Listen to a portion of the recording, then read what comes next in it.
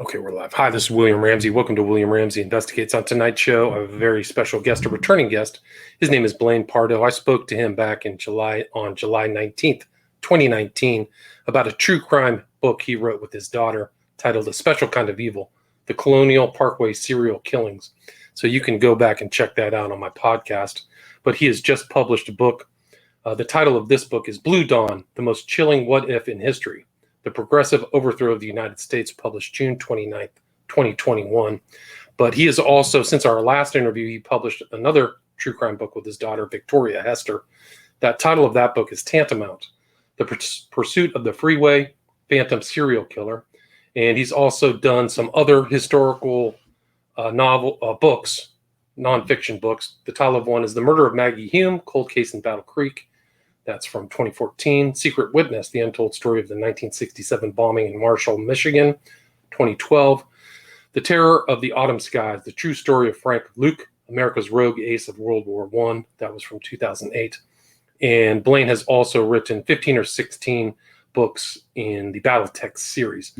But we're going to talk about this book, which I read, and I really was reading along with this book. It is a fictional book. It reads like a true story. But there were so many concepts and things in this that I highly recommend people check out Blue Dawn. But Blaine Pardoe, are you there? Yeah, I am. Thanks for having me back on. Awesome. Well, thanks for agreeing to the interview. For people who may not have heard of your background, can you talk about your kind of literary career and what led you to write Blue Dawn? Well, I've been writing since college, and I've written a lot of books. I write military history, business management. I write science fiction, and I've written, this is my first political thriller. And it really, for me, I enjoy writing in general, and I enjoy writing the things I enjoy reading. So I switch genres quite a bit, be it true crime or this type of subject. And, I came at this from a historian's perspective up through last year, summer of last year, especially, as we were watching things unfold around the world and especially here in the United States. And it really gelled with me that we were seeing things happen in our cities all across the nation, et cetera, that were kind of unheard of, where we had riots taking place, but we had the media calling them peaceful protests despite the flames and the injuries and the damage. And it really kind of gelled with me that what we needed from a conservative perspective was to actually have a book that kind of told the story of what would happen if they got everything they wanted. What would happen if the left and the extremists on the left got everything that they wanted. And so I've been mulling around parts of this story for a long time. I mean, many years, one chapter in particular. And it was like last summer really was the perfect impetus to bring this all together. I finished the book prior to the election. And when the events on January 6th happened, I literally had to call my publisher and go, look, this isn't a publicity stunt for the book. I know I cover this in the book, but I'm not staging this. This is actually a real thing. It's really fun to bring historical perspective and look at things from a historical perspective and put it in a fictional story, because I think that makes it more digestible to people. When you look at, I personally think people struggle with this. And if you put it out as a fact book, and if I had written this as nonfiction and said, this is what they're going to do, for every fact that's out there now, there's 6 counterfacts that are things that, immediately are thrown against it, where it's like, no, that's a lie, that's wrong. But when you do it in a fictional way, it makes it more digestible, I think, to a broader audience. And it gets them really thinking about it. And that's the feedback I've been getting from people, is that they're like, the part that I like about this book is the part that scares me about this book. It's really close. Agreed. And I think you really caught the atmospherics of this post-overthrow America. I think the kind of paranoia and the kind of psychosphere, you caught that in the book, but maybe wouldn't come through in a nonfiction book about these people being like looking over their shoulder all the time, having to adapt to this kind of ideology and all this stuff like that. But yeah. Yeah, Really good. it's a very challenging thing to do, and I really wanted to do it with an ensemble cast of characters, so that you get different perspectives of this. So, it's not about the culture that they're living in. It's about how people come to the realization that this is all corrupt and it's not working, and how can they change it. I was talking with somebody the other day, and they said, if all I don't know, if all this stuff went down, I'd be loading up my gun and going in, and I'd be immediately out there. But this stuff can happen so fast in the real world that you can't wrap your heads around it. And we saw that with January 6th. It was so quick that all the talk that people have of I'd be grabbing my gun and loading up and going, it evaporates in the real world. Right. And I mean, we've just seen this right now. I mean, I saw the Jen Psaki said that the governments can be working with social media companies to flag inappropriate material. It's straight fascism. And that announcement was a jaw dropper for me, but it should scare the living daylights out of all Americans. Yeah, the unholy alliance that's taking place between the politicians, the radical groups like Antifa, and finally, big tech. To me, that was kind of core to this, was that Trinity is very dangerous. And yeah, I have to admit, one of my favorite parts of the book was blowing up all the headquarters of the big tech companies, and, Right. and I'm unabashed about that. To me, it felt good because I I saw that where the audits recently, they've taken down their Twitter accounts. So, Right. you know, literally big tech is kind of going, we're not going to allow this sort of stuff and there can't be any questioning of the authority. You can't express anything other than the publicly accepted views of things. And I think a lot of Americans are seeing that happen or feeling it happen. And I really wanted to capture that a little bit for people so that they could go, okay, I'm not the only person that feels like this stuff's actually happening out there. Right, and I think you did. You cover so many different parts of the United States, one Palo Alto, California. So you're covering all that stuff. But yeah, the tech companies.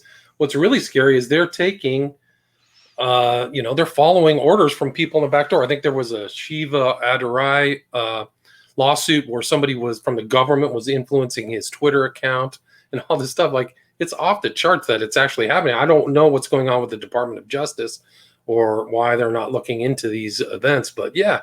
I mean, I think your book is really on point in that regard of all these really tyrannical, in my opinion, tyrannical big tech type actions that are also involved with the government. And you're you're like you bring in so much of what's happening in the real world. So you bring in this new America where the history is just getting erased.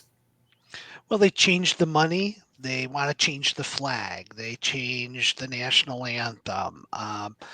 Everything that is the heart and essence, are icons of what make this country, is under assault at this point. And it's under assault on so many various fronts.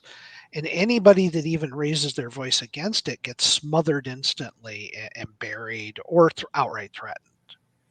Right. And so, yeah, you see all that, and you have parts of your kind of this new order that comes into power are born out of BLM and Antifa.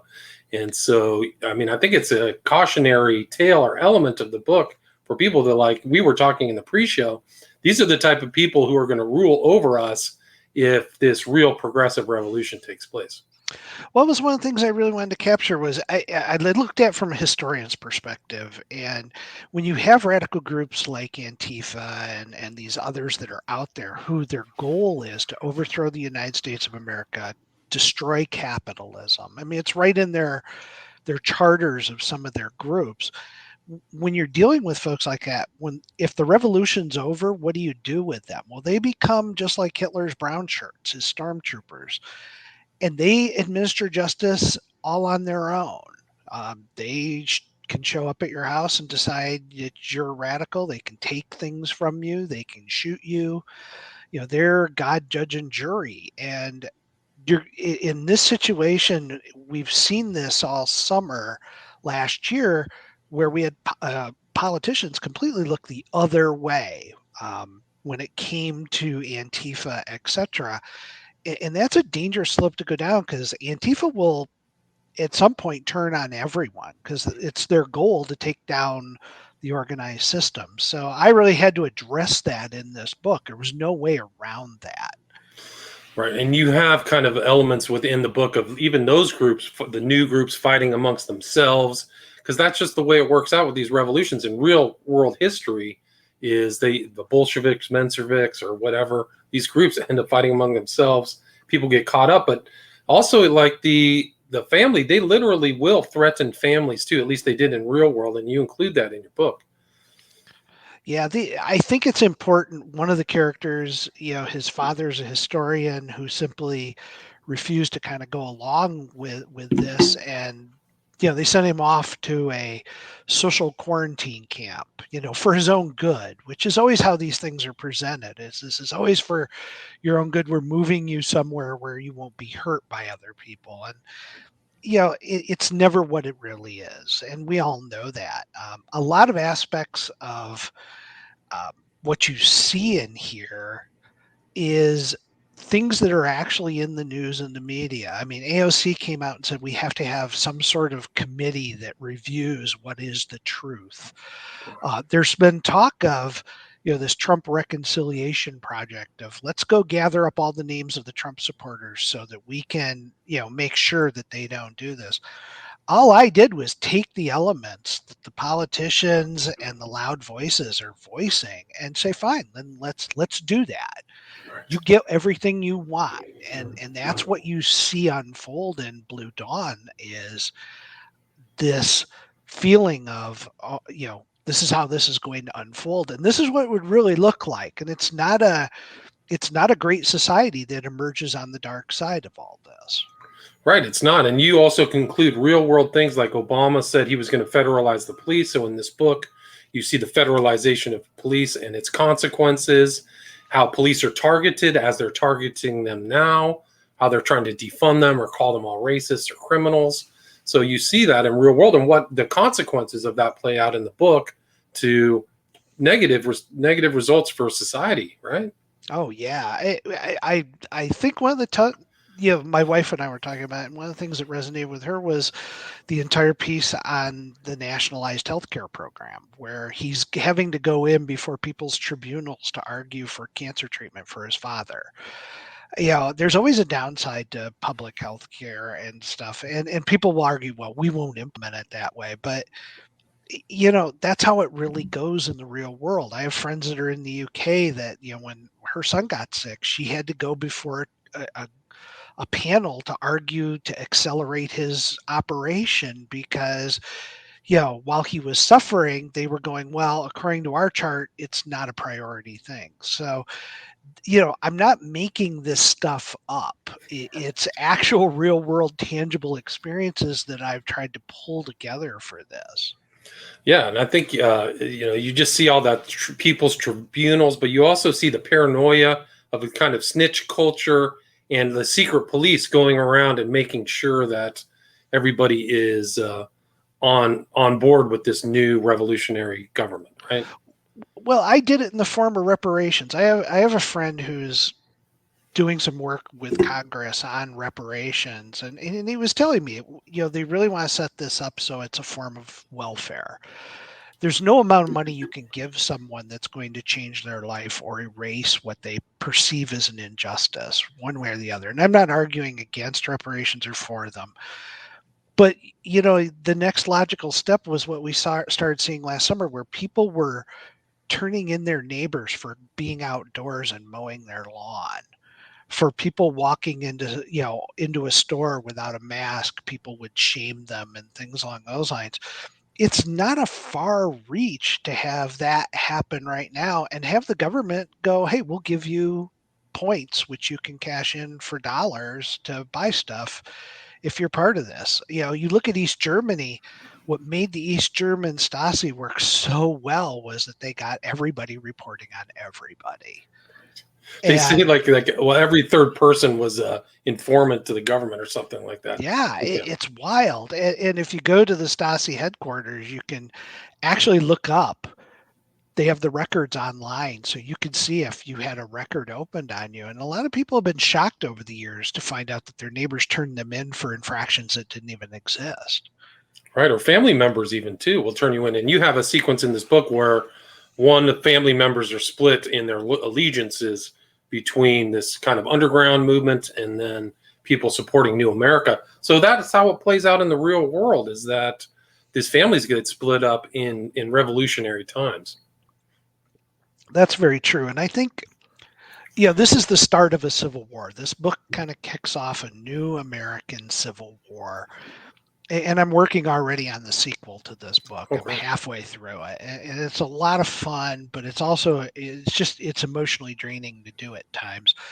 Fortunately, CNN and MSNBC serve up a lot of great content on a daily basis. But as you're going through this, you do realize that this isn't going to be a civil war like what we're used to. It's more like what happened in the southern colonies during the American Revolution, where it wasn't the government down there fighting, it was neighbor versus neighbor. And sometimes it was people who lived next door to each other were on different sides of the fence about whether, the United States should be part of Britain or break off. It's not going to be like the last Civil War where you can draw clean lines around states. Some states maybe, but this is going to be more about urban America versus rural America. It's going to be this neighborhood disagreeing with that neighborhood. Like we saw in St. Louis when we had the rioters that came through that development, that couple came out with their guns. Right. The McCloskeys or whatever, is that the name? Yeah. I looked at that and said, this is how this war will actually unfold in our country. Is it's one group of neighbors from one part of the city coming into another neighbor's part. And I really wanted to capture that. And I enjoy the one character I have that kind of flips I have two characters that flip, but one character is this bright young guy, first generation American. He's totally bought into the Numerica ideal, and he slowly starts to realize this isn't right, and then literally becomes part of riots and things along those lines, and realizes how horrible this really is. And I really want people to go. There's going to be people that totally buy into the concepts of a new America and all of this stuff. That's going to be a challenge for conservatives, I think, in the years to come. Yeah, and I think you're seeing it right now. I mean, you see it right now when you see how much they really want to change and ignore the history of the past. If you see the 1619 ideas and was it total racist theory, critical racist theory, you see a lot of that stuff is ahistorical, really. So you can see that really in the book and in real world, and you include in the book like this new America. A lot of your old history or a lot of your holidays too will be totally changed by this kind of idea. And I also kind of see your conceptualization of this future also non-religious or not very nihilistic and also atheistic, right? Is that correct? Yeah, I have a Catholic priest in this that kind of lays out that this war is against the religious freedoms as well, and there's a reason for that, and it goes back to these unholy alliances that you see unfold in modern day right now. But as it happens, there's this belief that we can't have other groups teaching morals. We can't have other groups setting what the values are. And so the view tends to be, let's turn against the organized churches, primarily the Catholic Church. Let's go after the Catholic Church. They're bad.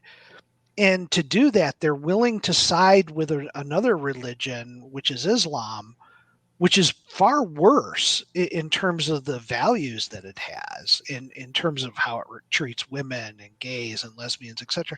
They're willing to overlook all that and say, well, we'll give them much more leeway as opposed to the more traditional churches, Judaism and Christianity. And we're seeing that right now. Yeah. With supporting the deals, let's get back into the Iranian deal and get them producing, enriched uranium again. There's only one reason they're doing that. They're doing it to make a bomb. Right. They don't need. This is one of the most oil-rich countries on the planet, and their argument of they're trying to do it to have nuclear power because they have an energy shortage is hilarious. Right. And you also kind of include real history. I think the Sons of Liberty were really around at the original revolution, and you include that kind of concept of these groups of trying to keep the older ways alive in this environment. I think that would happen. I don't think it'll happen overnight the way a lot of people do. Because like I said, most people think, hey, if this goes down, I'm going to grab my gun and go out in my front yard and start shooting. It doesn't happen like that. But I think it's more of a gradual thing that will slowly build. And resistant, the tighter you squeeze, the more you inflict a change. I was a change manager in corporate America. The more you mandate a change, the more you force a change on people, the more resistance you get. And that's just part of it.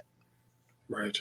And so, I mean, you also include a lot of kind of slogans and this equality and equity concepts throughout this book, and you can really just see that in the current cultural warfare or culture comp that we're going through.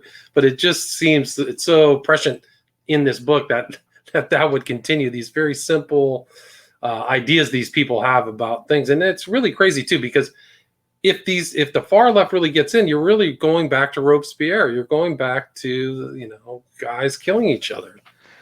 And everybody looks at the French Revolution and says, well, that was a good thing. It led to Napoleon and it led to a dictatorship ultimately. And in the end, the complete Reformation flipped on itself and they turned. Robespierre was killed by his own revolutions. And that's what you're starting to see in this book is that the left will start consuming itself eventually. It takes time. And that's a tricky part of this. But, I've tried to walk this as delicately as possible. And I'm sure some people, if you're progressive, you're going to look at this book and say you're shoving down these horrible concepts. This isn't how this is going to unfold. I think half of the country, however, is going to look at this book and say, wait a minute, this is exactly how I see this unfolding. And it scares the hell out of me. Yeah, it's a very scary concept to think if this comes into power. And you start off and your interlude is seems like it's based upon the real event of the assault upon the White House that took place while Trump was there, and how it made the government look impotent, right? I mean, and I think you even say you got to call the military out, and the military doesn't even want to come out. Yeah, what we've seen from the military in the last few months, where they're going after anyone who they call it extremism, but they're looking for anybody who's conservative in their ranks to kind of call them out. The wokeism movement has infected the military to the point where I don't know if they're going to be able to focus on their primary mission, which is defending the country. The attack on the White House, honestly, the original thought that I had was, why don't I make this book where Trump wins the election? And then these events all unfold. What would happen? And the first thing that came to mind is they would storm the White House. There's no way they're out of options with Donald Trump. They tried everything with Donald Trump. They've impeached him. They've slandered his family. They've lied across the board with him. What's left of them is killing him. And so I try to open the book with a different scenario, obviously, than him winning the election, but really tried to map out how would that have looked and how would that have played out in my mind. And that was the original thinking on this. I realized he probably wasn't going to win the election the minute the Democrats all started going, well, we're suddenly in favor of mail-in balloting. That was like I said, they were all against it. Now they're in favor of it. They figured out how to cheat, and Cheated. Yeah. that was what resonated with me. It was like, wow, this is all over at this point. Right. And I mean, they deplatformed the president of the United States. So a lot of his speeches didn't even go out through social media, where a lot of people are getting their information now. I mean, it's really incredible. unprecedented, really attacks upon the presidency that I've never seen in this country before. And I think that this book reflects that very well. Well, it's not just that. If you look at the statement that Twitter put out, is when they blocked the president's account, it's not for anything that he said, it's for what he might say. Yeah. And how can you do that with, I view the big tech companies, a lot of people are like, well, they're private companies, they can do whatever they want. I hear that. However, they're more like a utility, and I view Facebook like I do AT&T. And it would be like AT&T suddenly saying, well, we picked up a phone call that you made. We're worried that you're going to say something bad, so we're shutting off your phone service. That's not that far of a reach Right. to go there, but that's how I view how these tech companies are. They should be treated like a utility, and they shouldn't be in the business of determining what's safe for everybody else to read or to engage with. Let people speak out and let them do what they're going to do. No one's holding them accountable for that, and it's a scary situation.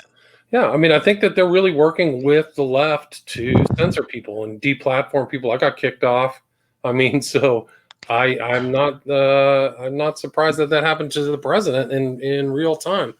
But somebody asks here, is this book available anywhere besides Amazon? She doesn't want to support Jeff Bezos. Where's the best place to obtain this book? Amazon's always a good start, but I understand somebody not wanting to support Bezos. You can go to Barnes and Noble and order it. Any bookstore should be able to order this at this point.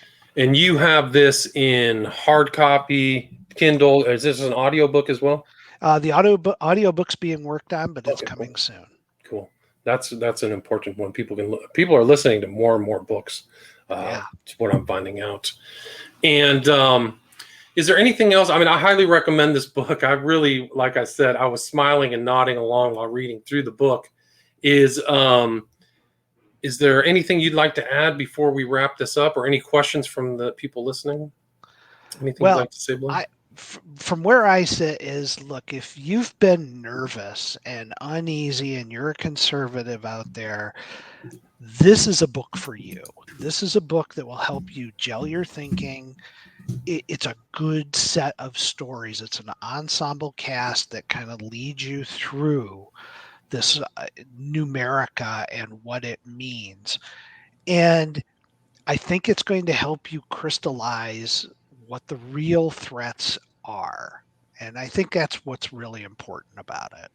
Yeah, I agree. And I mean, it's really almost reads like historical fiction, even though it's set in the future. It seems like we're sliding into this future dystopia faster and faster. So I commend you for writing the book. I look forward for the volume 2, and I look forward to reading that as well.